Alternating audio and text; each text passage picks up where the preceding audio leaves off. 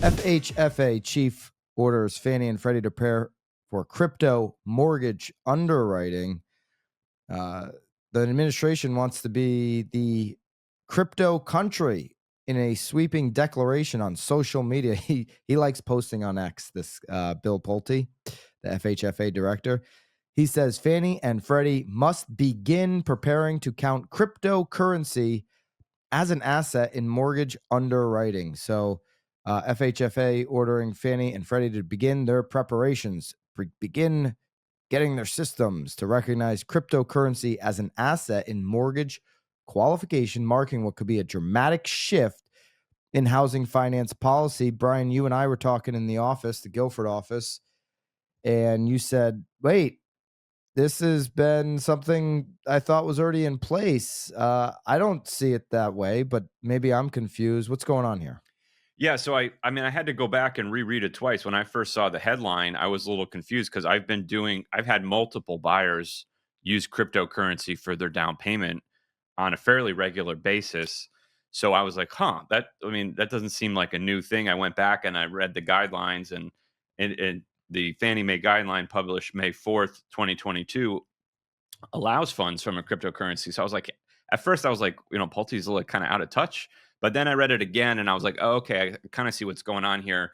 Because what the current guideline says that if you want to use crypto to buy a house, you have to convert it to US dollars, and the lender has to be able to verify that those funds originated from the borrower's account. So I guess there's no category of asset on the application like checking, savings, stocks. They're going to add crypto so so you can count it basically as reserves without having to move it to a cash account. That's what's going on. Yeah. So I mean, because if you move it to a cash account, it is no longer crypto. It is cash. Correct. I mean, if you're holding Bitcoin, if you got a couple, I know somebody holding, a couple $100,000 in Bitcoin and other coins. So if you got your money in those coins and you don't want to sell out of those coins, a lender will recognize that as a zero for assets.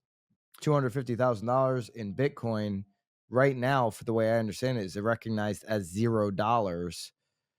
That's true, but that's not necessarily a problem because if somebody's buying a primary Well, I'm not residence, saying it's a problem or yeah, not. I'm saying that's how it works today. And what they're trying to do is recognize that $250,000 in Bitcoin, as an example, as an asset. correct. Yeah, but it kind of sounds like a bigger deal than it is because if there's no reserves required on a primary residence purchase. So like if somebody calls the mortgage lender like, "Hey, I want to buy a house. I want to do 20% down. I got the money in Bitcoin." We've been able to do that since 2022. We're just and Yeah, but even that's not what this is talking about. This is talking about assets to help qualify for a mortgage, not down payment. well, that it's this kind of the same thing because if there's no reserves required, all that the lender needs to verify is the money for the down payment. Mm-hmm. So the lender's got to verify, okay, you need $200,000 to buy this house. Show me where the $200,000 is. So, like, even if they do start allowing crypto, I don't think the attorneys are going to accept Bitcoin at closing. Like, the attorneys are going to want US dollars the Yeah. day of the closing. So the buyer is going to have to transfer the money into US So dollars anyways. walk me through this. If I got to buy a $500,000 house, and I'm going to put $100,000 down in cash, and I'm going to mortgage $400,000. Uh huh. And I've got, say, all I got is $100,000 in cash. That's going to be my down payment. I got $400,000. Does having $200,000 in stocks as an asset, 401k, let's just say, I'm just using round numbers, $200,000 as 401k asset, does that help my qualification in the mortgage? Great question. Sometimes it matters and sometimes it doesn't. That's what we call reserves. So when you have extra money that you're not actually using towards the home purchase, is called reserves. Now, if you have a good credit score, you're buying a primary residence, single family house, no reserves are required. Right. So that's most of the But if loans I'm that on we the do. edge, maybe I don't have a great If you're credit on the score, edge, it could make a difference. that Yes, reserve will make a difference. So 100%. I think what they're trying to do, you got a lot of a younger generation that has invested heavily in crypto. I don't know what it is, and maybe Haley well, Haley's busy, but maybe she can look it up. I think it's like 1 out of 5 Americans have a crypto wallet now. Okay, so it's like a lot of people hold crypto, and so if for those buyers who are on the edge, if that where the lender has to look at reserves, this could open up a new kind of wave of home buyers that now qualify for a mortgage that were on the edge. Now think back to 2004. You don't want a lot of people who are on the edge of qualifications flooding the market. That's one of the things I don't like. I don't mind looking at crypto as an asset. I have no problem with that. But this doesn't help affordable housing. To me, all this will do is enter more buyers into the market, which does not help affordability when you do that. I mean, it can help people obtain a home. Did you get that number, Haley? Yeah, I can't find the I exact I agree what you're stat, but it's saying. over 560 million. Over 560 Yeah. million. Well, That's what? Haley, there's 300 something million in the US. So that's probably worldwide. Say US No, it's residents. worldwide. It's worldwide. Yeah, go US Not American. residents how many have a crypto wallet?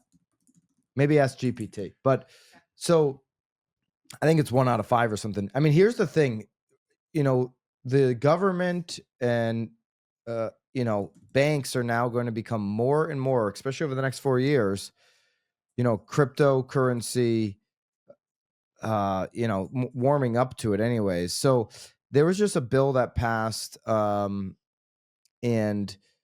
it's basically to recognize stable coins. So Senate passed a stable coin legislation that would create the first ever U.S. regulatory framework for digital tokens that are pegged to the value of the dollar. So a stable coin is like this U.S. crypto coin, USD crypto coin, where it's pegged dollar for dollar, Okay. with the dollar. So the House lawmakers now are going to vote on this, but this bill that passed the Senate, it wasn't just, I know that the Senate and the House both have, Republican majority, but in the Senate, 18 Democrats voted for the bill. So that this was overwhelming bipartisan legislation. Like one of the major pieces of legislation that the Trump administration has gotten passed through the Senate so far. President Trump has called the House to quickly adopt a clean version of this bill, and then he will sign it. You had bipartisan in the Senate. The expectation is in the House you'll have bipartisan support for this landmark crypto legislation. And here's the reason why. I think because of this number. Did you get the number, Haley? 65 million. 65 million. So that's like 1 in 5. Yeah, that's kind of where I was at. 330 million Americans, about 1 in 5 crypto. So, Democrats typically want to vote against everything that Republican, it's very hard to get bipartisan support, but there's bipartisan support for crypto because if you're seen as the party who doesn't support crypto, well, there's 1 in 5 with the chance. times, yeah. Your voter, 1 in 5 of your voters probably have a crypto wallet. It's not, crypto's not like a Especially young voters too, which all the politicians I'm sure would love to have on their exactly. side. It's not a left or right thing. So, there's going to be a lot of support. There's going to be a lot more acceptance of crypto, and virtual currency has been exchanged into US dollars, is acceptable for the down payment, closing costs, financial reserves. But now the lender potentially will be able to verify that as an actual asset. And so, Which would be nice. I'm not opposed to it. I I'm mean, not it opposed will to it make my either. life easier. I mean, it's a relatively small portion of the people that need the money for reserves that don't want to move it to cash, but it will be nice. It'll be convenient to not have to move to cash. But I do want to give a tip to our listeners. The lenders are still going to want to verify that's your money, which is the tricky part. And a lot of folks think some of the mortgage rules are silly until they understand why. So, like, it's the same reason that if you have cash under your mattress, the lender can't count that even if you put it in the bank account. And people say, well, that's my money. Why can't I use it?